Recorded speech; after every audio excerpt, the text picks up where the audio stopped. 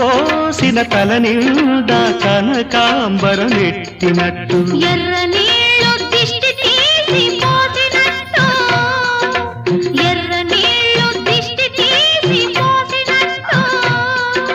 కర్పూరం హారతి ఇచ్చినట్టు ఆకాశం ఎందుకో పచ్చబడ్డది ఆ నడుమ బొట్టేమో ఎర్రబడ్డది వీణాల తాకిడి సాగే గువ్వల అలజడి రమ్మని పిలిచే పై